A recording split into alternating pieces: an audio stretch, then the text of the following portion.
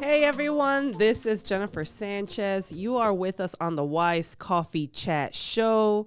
Our Wise Coffee Chat Show. You can find it on WRMN 1410 and also all the YouTube, Wise Coffee Chat, Facebook, and LinkedIn. Super excited to be here this morning with my guest. She's amazing. I've known her for a while now. Very supportive. She's gone to my retreats. She has an amazing family. I even love her dog.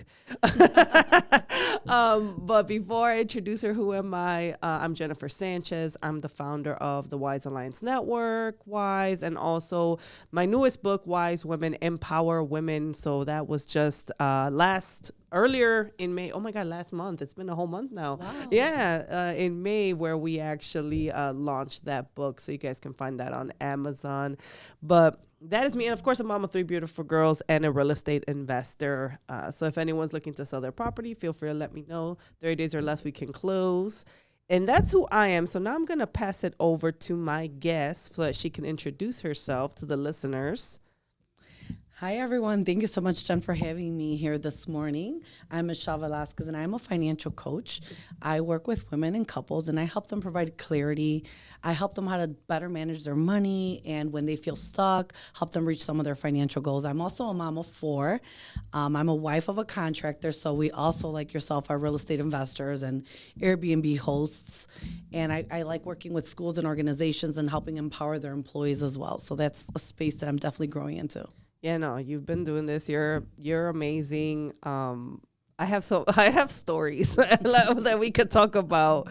But I'm super excited to bring you on because I think the information you share is very empowering. People need to know about their finances. I think most people don't know how to manage their finances. I'm sure you know the statistics and the numbers that you can share. But before we go into the conversation about how you got to where you got to, what type of coffee do you like to drink?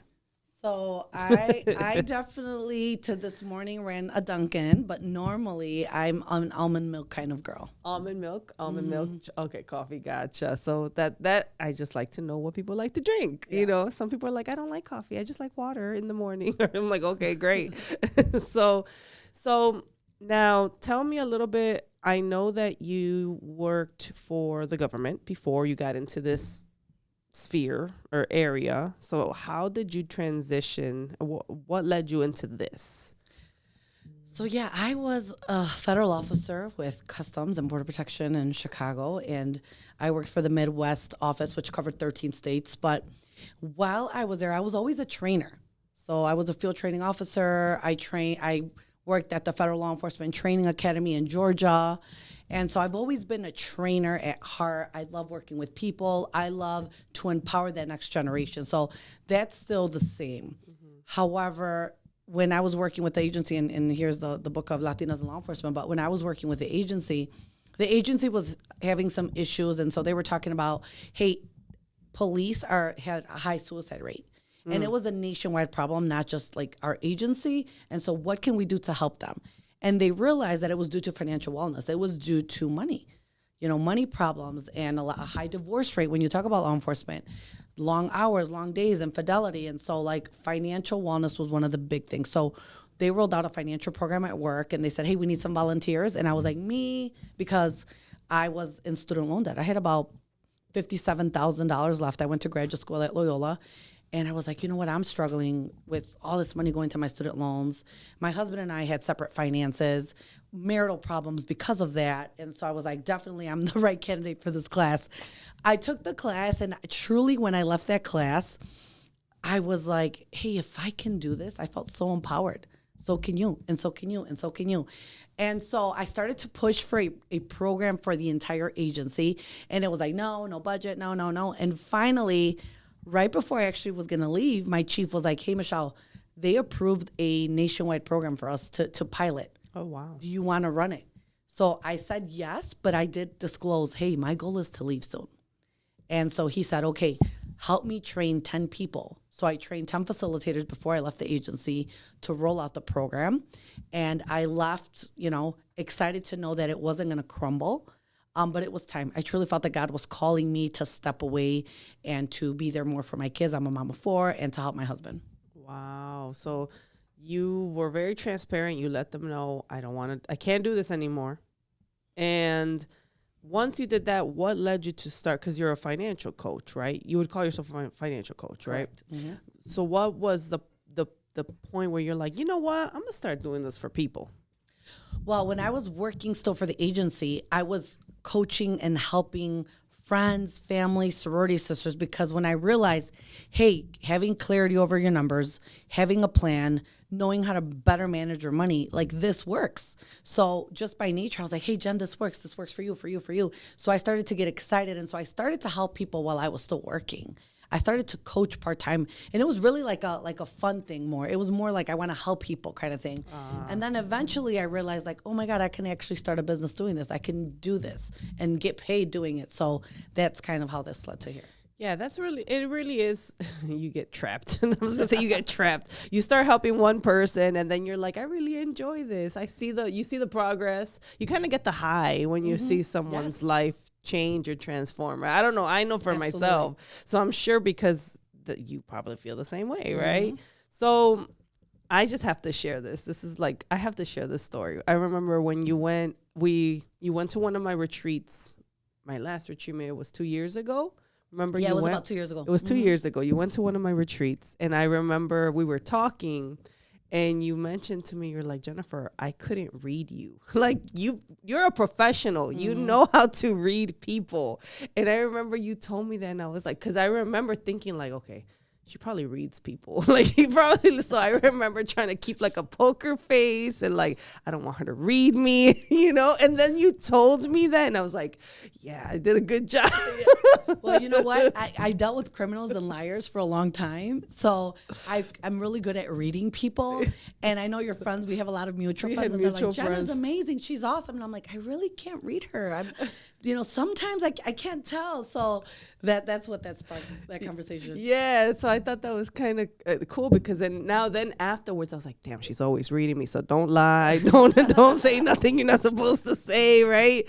Because I've always been an open book. Right. I'm naturally, I just like, why even lie? I hate when you lie, then you have to figure out how to cover it up. Right, and I'm a terrible liar. Like once you know when I'm lying. Like I'll do like a twitching eye or something weird. And I'm just joking. But we talk about guarding our heart, right? Like biblically. Yes. And so I'm a believer, like, okay, if I can't read her, I do this to people. Maybe something happened in our lives where we need to have that extra precaution around friends and women, especially, right? So I didn't take it to heart. I'm like, okay, maybe she's gone through some stuff that it just takes time to build the friendship and a relationship. And it makes sense, right? You can't just blatantly open yourself to everyone. Yeah. We got to see what is she about? What People's we're talking intentions. about. Because people have a lot of messed up intentions, especially being in business. I'm sure you've seen it and I've seen it. It's like not everyone has the best intentions for you. Correct. So, I think, when did I meet you? When I first met you, I think it's when you were in this book, the Latinas in Finance book. That's when we started having conversations because I know Imelda. So this is when you started your authorship journey, right? Correct. I started my authorship journey with this, but I have 4 drafts of books for the Dinero kids. And I think being a part of this book really motivated me and pushed me to be like, okay, I already went through it. It's kind of like when you buy your first property, you're scared with the first time. I hate that property. And and then you're like, okay, I did everything that I shouldn't have done, and I did everything. And so then you just kind of learn. And so that kind of definitely pushed me into the rest of the books. That's awesome because you have, how many books have been published now? Now I'm part of 5. 5 books. So that's awesome. And I know you can go through them. Your book is this one, the Latinas in Law Enforcement, correct? Latinas in Law Enforcement, I published with Esmeralda Samaniego, who I was her intern, believe it or not, when we first started the agency, and then later on worked. She's my comadre. She's the godmother to my son. And so there's a big relationship there, but definitely this one's Latinas in Law Enforcement, because when I left the story, my kids till today, they see a police, they're like, Mom, can you tell them that you're a police? And I'm like, I'm not a police anymore, right? But I wanted to share what women go through in law enforcement and the things that we don't talk about, the times that we also feel that we need to go above and beyond to just teach someone that we are just as good or better than people. And so that was really the legacy of women sharing that story with that one. I admire women that are in law enforcement or military. I think like women that do that are like badass. Like I just love when I see a woman that's in that industry, because I think if it wasn't for like the life or the path I chose, I think I would have been a cop. I honestly, because where I was at, because I was like in college, I was a lifeguard for the Chicago public pools and beaches, and all of them became cops or EMTs, or they became firemen. So it was kind of like, this is the path you're supposed to take, Jennifer. And I did not take that path. I was like, well, I don't think that path is for me. But a lot of people I knew became that, so I was like, man, that would have been me, It's a great career, but it's definitely difficult when you have children. I can imagine.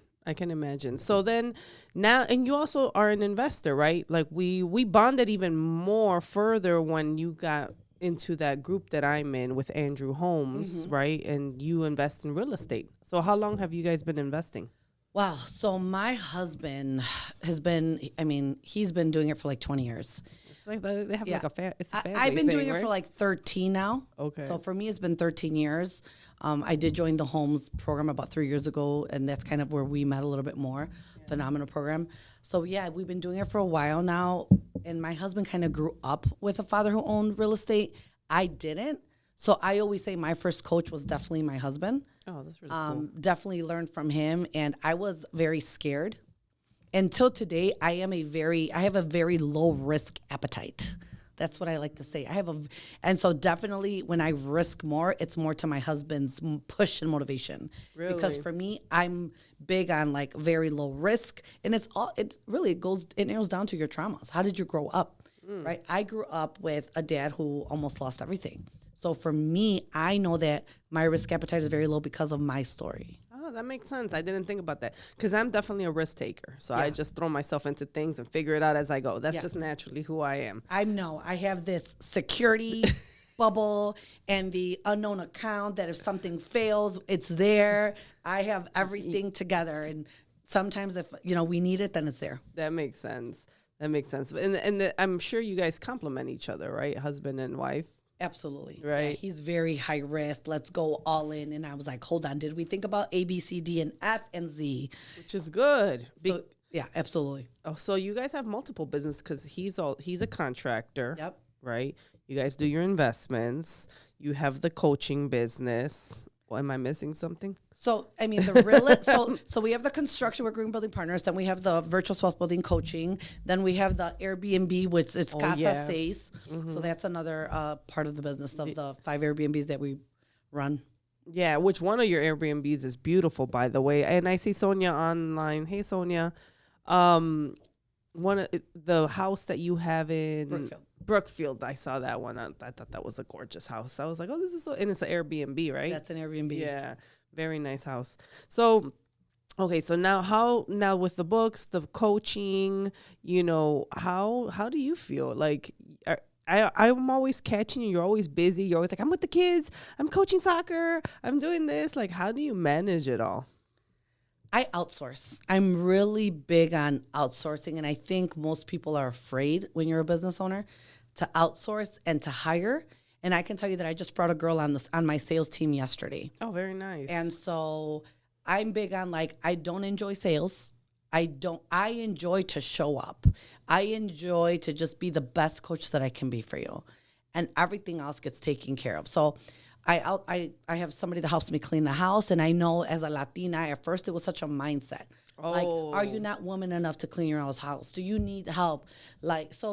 I think as a Latina and, a traditional, when we have these moms and in-laws and everybody that puts their 2 cents in, to kind of I'm really big on also creating boundaries in everything that I do. I can see that. And I do outsource and I create boundaries, and I'm very direct. My husband and I tag team yesterday. I was like, hey, just so you know, you're doing drop-offs because I'm going with John. And so then we just tag team, like, hey, it's your turn, it's my turn, and we have to play it like that. That's a nice balance. And yes, you're right. In the Hispanic culture, it's like, how could you hire someone to clean your house, right? It's like, how dare you? You're Hispanic. You're supposed to do that, right? Like, this is your pride and joy. Yeah. So, and I'm good on block scheduling, and I know what I value. Like off camera, we talked about, I pretty much take the summer off, and I just work with the existing clients that I already have. So I don't bring new clients on board. And so I block schedule, like block our vacations. Tuesdays, I volunteer every Tuesday at my kids' school, so I know that I don't schedule things on Tuesdays. So like when you have clarity as to what you value, because I'm really big on that, I love that. then everything else will fall into place. Yes, yes. And the priorities will show that, right? So like I was just telling some students yesterday, like you're going to plan your life around what's really important for you, and you're going to schedule time, and your social media is going to reflect that. And, so you could see with you, right, obviously what's important, your kids, your husband, your businesses, and you can see it. That's why you schedule the way you schedule yourself, right?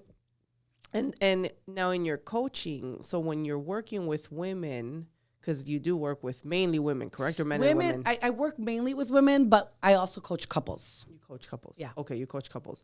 So it's not, I remember one time we had this conversation, and it's not just finances. You do a little bit of more life coaching too. I do. I think I always start with a little bit of life coaching first before we get into the finances, because there's so much healing involved, right? There's so much that when we start to think, how do we manage our money? What are the habits that we use, when it comes to money? What triggers us? It really narrows down to our experiences. Sometimes our upbringing, sometimes our relationships, right? And so based on that, it's like we need to identify why we do what we do with our money.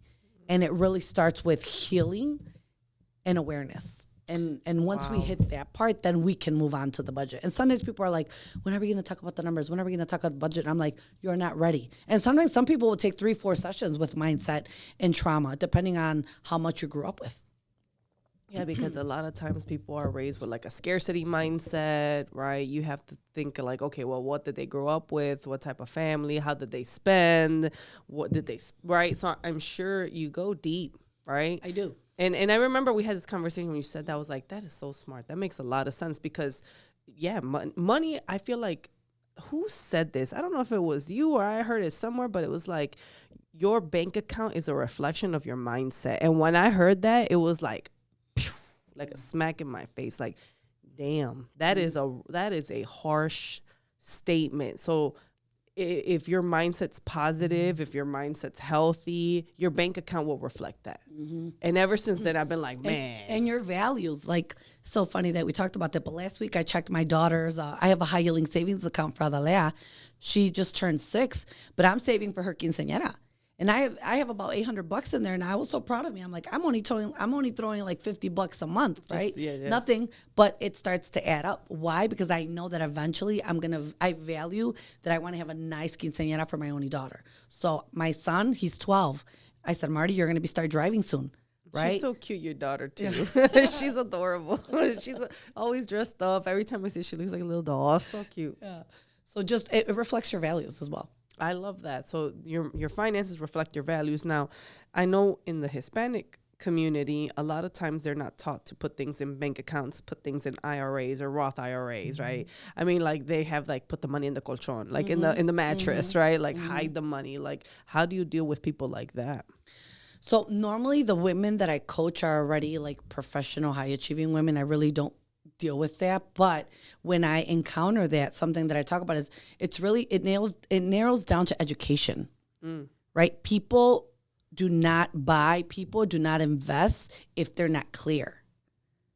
So if people don't understand what it is to have a high yielding savings account, if people don't understand what it is to have a retirement account, like I remember I was coaching a cleaning and like unofficial coaching her, a cleaning lady that was in my metro when I would go into the city, and a conversation was like, hey, I've been working here for 17 years, and conversation about retirement, and she was like, they take $17 out of my account every month. And so I was like explaining to her what that means. Yes, they're taking it out of your paycheck, but it's also incurring interest, and that later on you're going to have more money. So, and then she was a Spanish speaking lady, didn't speak English. So when she understood that, she was like, oh, that's what that means. Then they'll be more inclined to invest. Oh, that makes a lot of sense. So in your coaching, is it very fundamental, or do you go into like IRAs and savings and like more like, the stock market and stuff like that? So for me as a financial coach, the only thing I really stay out of is the investing lane because I'm not a financial advisor. Gotcha. When that occasion comes that I have a woman that is like, hey, I have all my emergency funds, I have a budget, I have a savings, I have my emergency cushion, then it's time to refer her to the advisor, right? But I always tell people, come to me before the financial advisor, because when you go to the advisor, the intention is that you're going to open up an investment account and you're going to contribute money. So you need to have money. But if you're feeling broke by paycheck to paycheck, then you can't contribute. Sure. So let's clear some money. Let's get rid of some of the debt. So then you can free up that money so then you can invest it with the advisor. Yeah, that's good. And I think that's most people, and at least this is what I was taught, and you can chime in and see, they know how to cut down, right? Like you can easily cut down. Like, let me cut this Netflix out, cut this, cut that, cut this, cut that. But they don't know how to make money. You also help people come up with ways of monetizing, making more money, right? Bringing more money into the bank accounts. Yeah. So this is the way I see it. When we look at your budget, we narrow down. Are you making enough To survive. right? To survive. Are we making enough? If we're making enough, are we living the lifestyle that we want? Or if we want more, or whatever our goals at that, or are you not making enough? And I say, when we're in the red, you have two options. Very simple. Either you need to cut. Okay. If we're in the red, we need to cut, or we need to add. How else can we bring in more money? And at that point, we look at what jobs have you previously had? What do you enjoy to do? What skills do you have? What can we monetize? And then we talk about monetization. That's good. In which a lot of people don't know. I think that's a skill. Like making money is a skill. It really is. Like, how do you generate an extra grand a month? How do you generate an extra $2,000 a month? Like, that is probably something that not a lot of people do. So having a coach to kind of guide you with that is really helpful. Yeah. Like I had a client yesterday I knew she wanted to leave her 9 to 5, but yesterday she's like, just so you know, I have my letter of resignation. And I was like, pause, let's hold on. Let's finish our budget first. Let's look at our numbers. And we saw she needs about $6,500. So I said, before you turn in your letter of resignation, your next assignment for our next session is I want you to come up with a plan on how you're going to make $6,500 a month. Yeah. And so, because her partner is not employed right now. So I said, how can you run a home? He doesn't have a job, and now you're going to quit your job. We have a child. Let's really think about this, right? So her next assignment is really going to be to come up with that plan. Yeah, for sure. I love that we're talking about this because a lot of women don't feel empowered with their finances, right? So I think when women can be more empowered financially, then they'll know how to, they don't have to stay stuck in situations that they don't need to be stuck in. Mm-hmm. And I think that's one of the powerful things about managing your money and your finances. And I'm really excited to keep talking with you and about this topic because it's really important, and I've seen it time and time again where women, they're in situations, they don't want to be in those situations, but they're trying to figure out how to get out of that. Mm-hmm. Right. And having a financial coach is really helpful for that. Now what if and then we could talk about that, we're going to take a quick short break, but we'll talk about like, what are some simple steps that maybe someone can take if they're trying to just get themselves together financially. Right. So, but before we go, where can someone find you if they're interested in learning more about you? My website, www.vwbcoaching.com. Perfect. So you guys heard that right now. And then you guys are listening to the Wise Coffee Chat Show on WRMN 1410. If you want to learn more about WRMN 1410, go to WRMN1410.com. And of course, check out Wise Coffee Chat on YouTube and WiseAllianceNetwork.com. So guys, stay tuned. Don't touch that dial.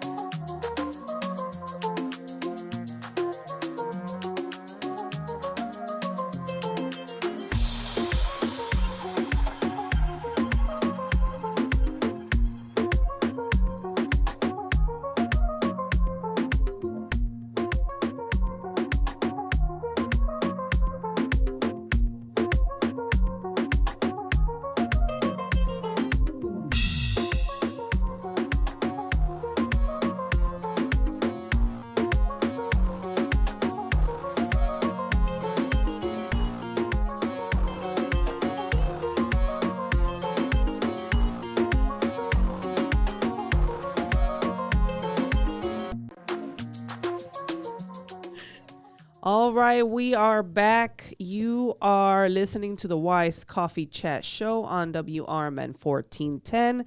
We're also on YouTube, Facebook, and LinkedIn. Just look up Jennifer Sanchez or Wise Coffee Chat or Wise Jennifer Sanchez. So I'm excited because we have here, if you're just tuning in, we have Michelle Velazquez here.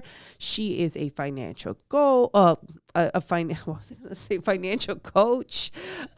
She's also a real estate investor. Her husband's a contractor. She has five published books. Am I looking at five right now? Okay, 5 published books. So this woman is busy, plus mom, kids, and a dog. And if I remember your dog's name, hold on, what's your dog's name? I remember I met this little puppy. It's a Pokemon. It's a Pokemon character. Oh, Eevee. Eevee. Because I remember when I was gonna do one property, your husband went with your kids to kind of help me remember. Like you had to do I needed a quote on this 3-unit, which thank God I didn't go into that property because that would have been a hot mess for me. I was ready to pull the trigger on this property. It was a 3-unit in Wood. Was it Wooddale or Wood? It's somewhere by the Obama Library. Yeah, but I'm glad you followed your heart and you followed the advice because so many people don't. And I tell people, take a contractor with you so they could look at the foundation, the issues, because that will save you thousands of dollars and a heartache. And I always tell my friends, and I told you that day, I don't expect you to hire my husband, but at least get the estimate so you know what you're going to work with. And he did. And he gave me the estimate. He came in and he looked at it. And I remember he brought I think it was your son, one of the younger ones. And then he brought the little puppy too. So I was like, oh, the puppy, right? But that 3-unit would have been horrible decision because I think the rehab was going to be like 140 or 120, and I think your husband was modest on the quote because then I had someone else and they're like 160. I was like, oh my God, like this is just going to be like more and then more and then more problems. It was a beautiful stone brick 3-unit. What neighborhood was that? I don't even remember. It was by the Obama Library in the South Side, like Cottage Grove area over there. But yeah, no, I'm glad that didn't happen. But the importance of having clarity and knowing your numbers, right? Yes. Like having those numbers, I was talking to a client yesterday and she's interested in real estate and partnering with us. And I told her, you need to have clarity as to what you want. And we want to make sure that we look at those numbers so that you're cash flowing this property and not walking into a problem. Oh yeah. And then you're not in the negative. And that's one of the things. So, I mean, I know like I just closed the deal yesterday, right? I finally refinanced. I'm done with that deal. I know you've been doing this a lot longer than me, right? But for me, it's still like, oh my God, everything freaks me out. Oh my God, what about this? What about that? You're probably like, whatever, this is another one. Let's figure this out, right? Because you're so used to it. But it sounds like the industry of real estate's always going to have, every property's going to have an issue. Every property's going to have its ups and downs. You're always going to come across some sort of hiccup. So it's really important to have the clarity, the reason why you're doing this. Because I ask myself a lot of time, why did you get into this industry, Jennifer? Like I sit there and question my sanity. Yesterday our phone rang at like midnight. And Mario's like, it's a 5 whatever code. I'm like, it's an Airbnb. Sure enough, that's what it was. Wow. It was an Airbnb call. The guy couldn't figure out how to open up the lockbox because it's a self-check-in process.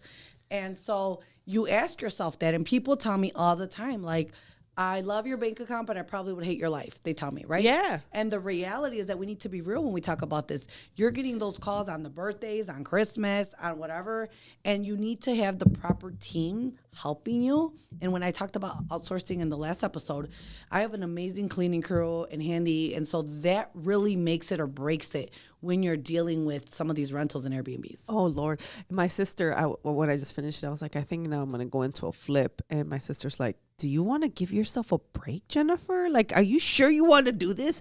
Like, they watch me. And sometimes I'm envious. I was just telling this to someone yesterday. Like, I was staying with my sister for a little bit when I was fixing up my house. And I would watch her life, right? And it was like, she's a social worker. She comes home. She's with her partner. They watch TV and movies and eat popcorn. And I'm coming home like 9, 10 o'clock at night. Like I just did like a million things and I got another call or something else I got to do. And I'm just like, man, she lives such an easy life. Like, you know, like. And that's important that said that, right? Because when we talk about success, it's always like, what does that look like to you? Right? Like right now, I'm going to take the summer off with my kids. I already have 3 planned vacations. I volunteer every Tuesday, right? So when we talk about success, and sometimes you're in the hustle and bustle and temporarily, Jennifer, until you reach that goal where you're like, okay, I am comfortable. This is the lifestyle that I want to live. And now I can sit down and have popcorn.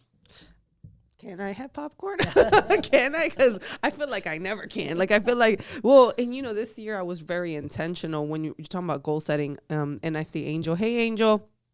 I've been very intentional with, like, I like to do everything with intention, and I'm the person that likes, I'm very like you, like 20 goals. What are we going to knock out this year? Boom, boom, boom, boom, boom, right? Like, always doing something on the go. I can't sit still because naturally I don't think my mind even lets me sit still, right? It needs to do something. But this year I was like, no, Jennifer, you need to be intentional with enjoying life. Like, even the fact that I have to say that to myself, right? Because if not, I will get caught in a project. I will start doing a new adventure, you know, but it's like, no, I purposely want to do fun things this year. I purposely want to enjoy life. And you do have to tell yourself, because many times I have to tell myself, the kids are watching TV and they're like, Mom, can you sit down? And my brain is like at 1,000 things to do that God. I feel sitting down is a waste of time. Watching TV to me is a waste of time. Oh my but God. then like I have a swimming pool. And so the other day I was like, okay, I need to just sit here. I have a beautiful yard. I need to like sit there. And I sat there outside for a little bit and just enjoyed it. But it's very difficult. And so, yeah, as you get busy, you have to be intentional. And it's okay. You got to talk to yourself and say, it's okay to sit down. Yeah. I'm always constantly telling myself that, like, okay, you're with your kids. Let's be intentional. Like right now, we're just walking in the evenings. Let me go for a walk with my kids to spend a little bit more quality time with them, right? Because sometimes in the bustle as a mom, you're just like, go, go, go. Like, kids, food, snacks. Make sure you're alive. Take you to school. You know, like you're doing all these things, but you don't realize that it's still not quality with them. It's kind of just going with the flow, right? I don't know how you see that. Nonstop. Yeah. Right. And you have 4. You have 4. I have 3. But still, it's like, it's a lot. And then yours are closer in age, They're 2 years apart, and they all play a minimum of 2 sports. Yeah. And I coach soccer, and my husband coaches basketball. So because we want to be part of their lives, and I truly enjoy soccer. I'm a soccer mom, and I'm a soccer coach. I truly enjoy being in the field with my kids and their friends and just being out there. So that's something that I value. Did you play soccer? I did play soccer growing up. What was your position? I don't think I was ever that great, but I did play soccer. I was defense. You like defense? Okay. I was like the stopper. Like I was the goalie's helper right there. It's not You were coming right in. next to the, oh, yeah, I know yeah, so I played soccer too. I was mainly like midfielder, center, or forward. Like I was always doing the goals. But yeah, defense, I was like, I don't want to do defense. Like that's a lot. Like, no, like that's a lot of pressure. I'd rather just take the ball that way. I was always like, not on my watch. yeah. No, I was like, try to score. Like, but I love that you played soccer, so it makes sense. I would love to coach soccer. So, like, that would be so much fun for me, especially the little ones. Yeah. Oh my God, I'd have a ball. Because I used to coach water polo, and water polo similar to soccer, or swimmers. I coach swimmers. So I love coaching. So it makes sense why you're a coach. Yeah. Because you're coaching all the time, and people don't understand that this is just a natural lifestyle for you. Like, you're always going to fall into roles that coach. Now, do you find yourself coaching your kids? All the time. Yeah. All the time. Like in life? Yeah, all the time. And I'm always talking to them. I'm coaching them. I don't think that they like me coaching them. That's what I was going to ask you. That was the next question.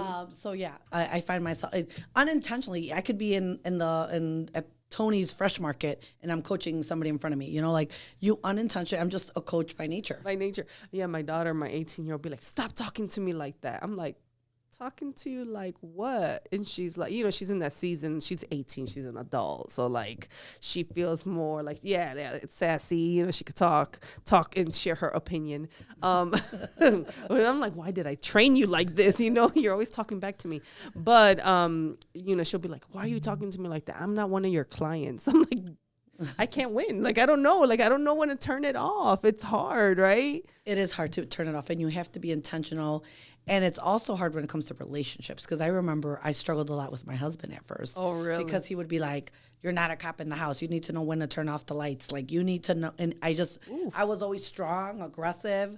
Like, direct. It was just natural. Yeah. Natural to me. So it's really hard for me to kind of take a back seat. and not do that. So I have to intentionally be like, okay, let him take lead, and I'll be like, okay, you're the leader of the family. So I have to kind of just like, How have you been able to maneuver that, right? Because I think you're a believer. I'm a believer. And one of the things is submission, right? We submit to our husbands.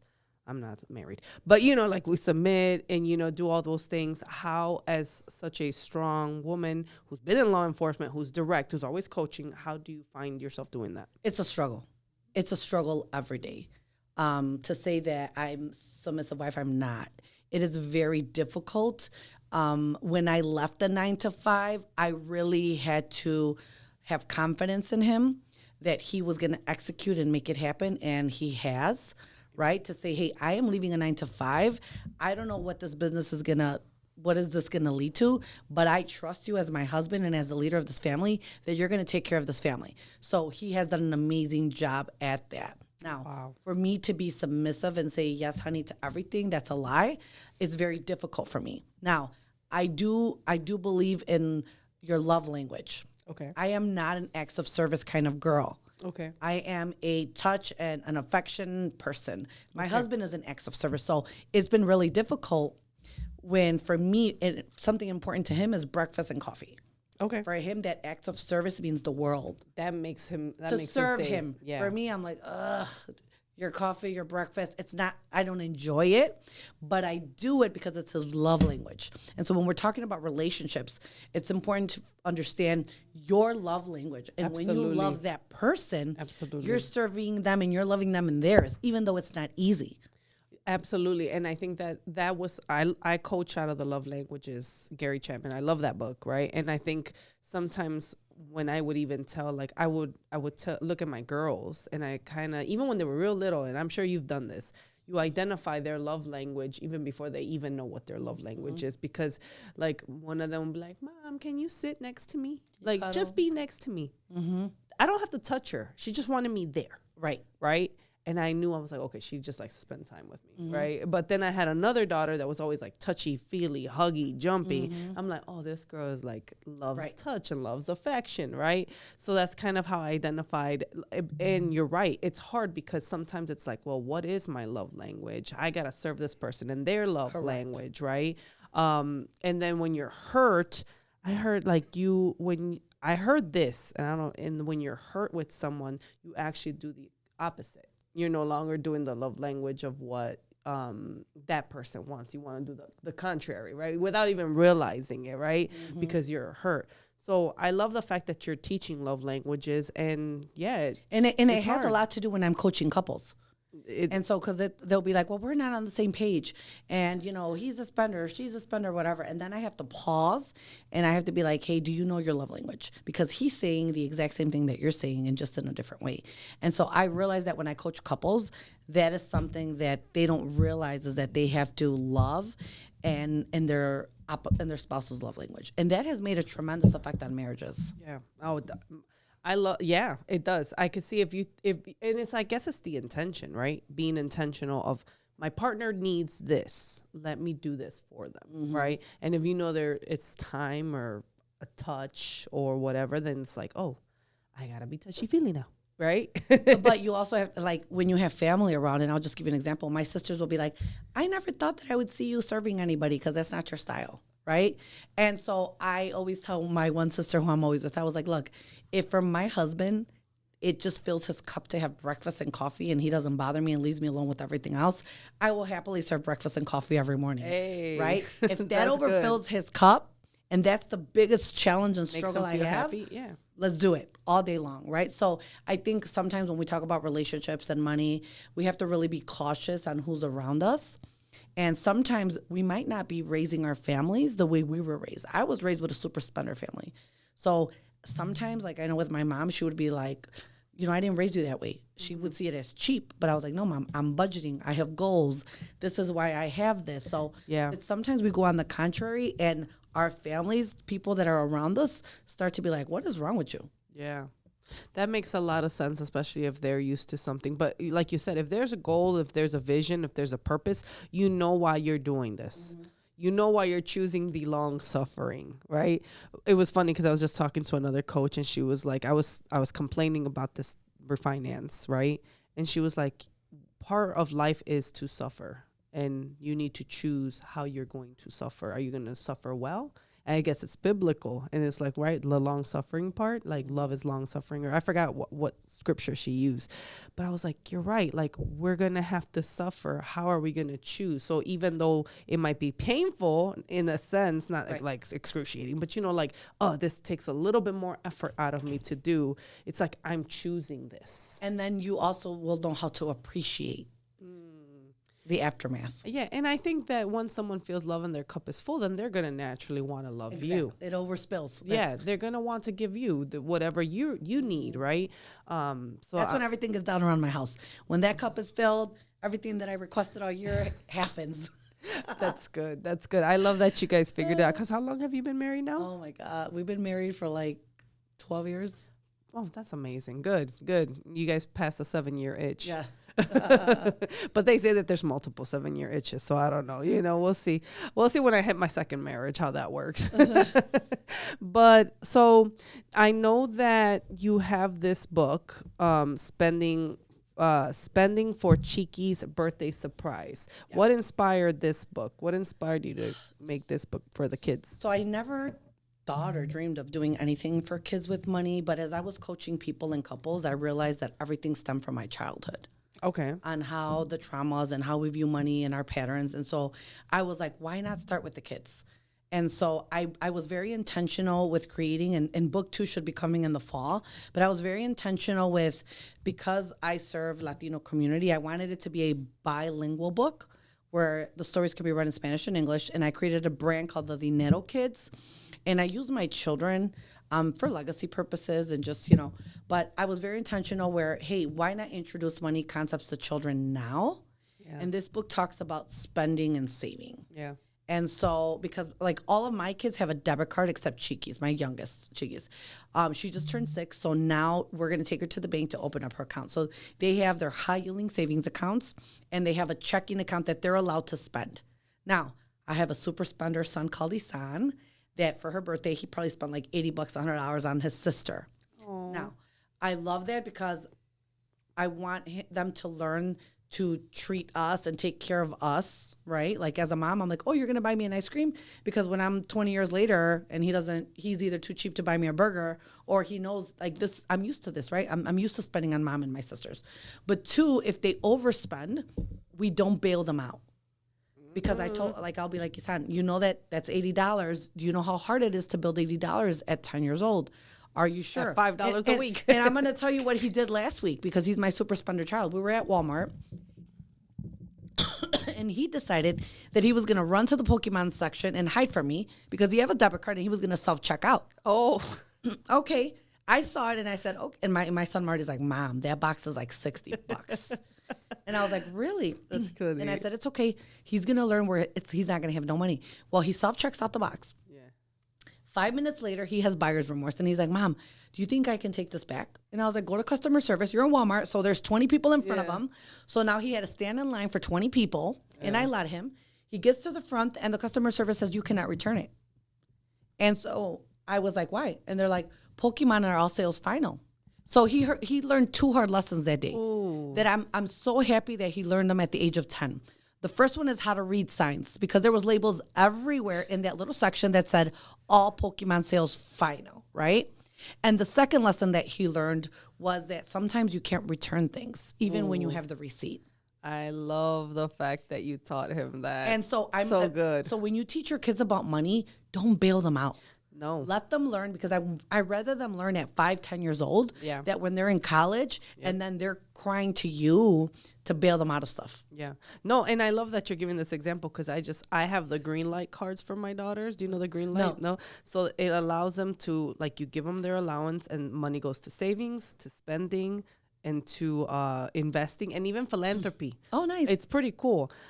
So my 12-year-old, we've been working at this for a while, and she's like, Mommy, how much do I have? And I was like, you have this much in savings, you have this much, you can spend this much. She's like, oh, wow. And she's frugal. She's like, nah, we're saving this. Yeah. She ain't touching it. She has no desire to touch it, right?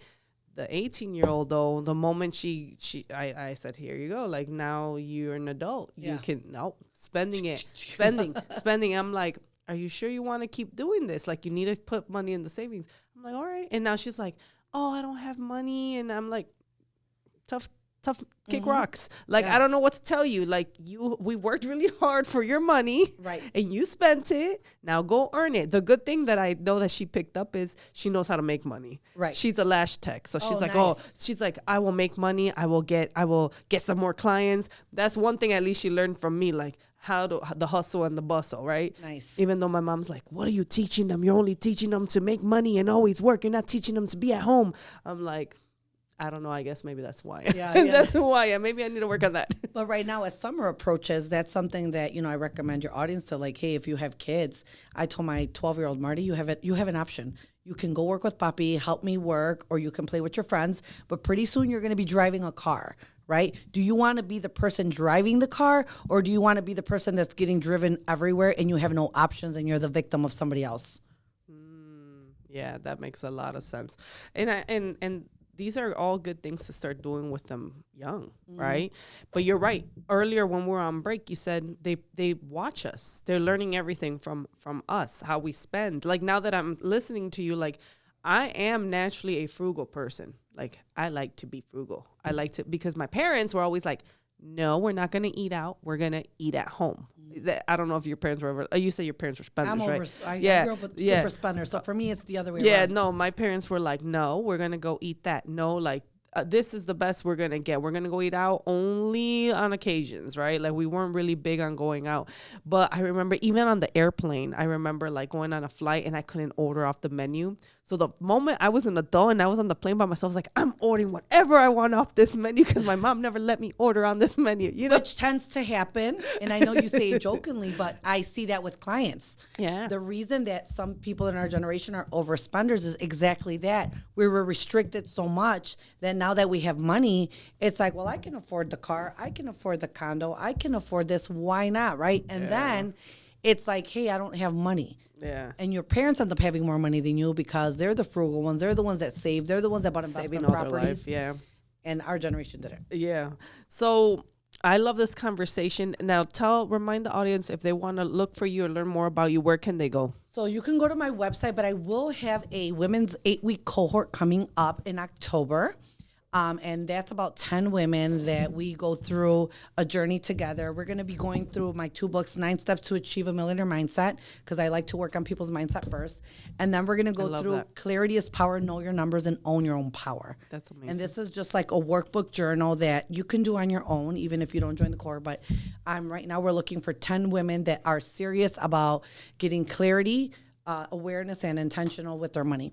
I love that. So what is the website again? www.vwbcoaching.com. I love that. So you guys heard it from her directly. Make sure you guys check her out if you're interested. And of course, don't forget, Wise Women Empower Women. This book is on Amazon. Make sure you reach out, buy, support, read the stories of the ladies. And I'm super excited just because, you were here and you shared your knowledge with all the listeners. So thank you so much, Michelle, for being here. Thank you for having me. Thank you. And then if you guys want to learn more about WRMN, go to WRMN1410.com or go to WiseAllianceNetwork.com and learn more about me. But thank you so much, Michelle. And thank you for the team, WRMN team, and my team here. You guys are awesome. God bless you. Have a great rest of your week.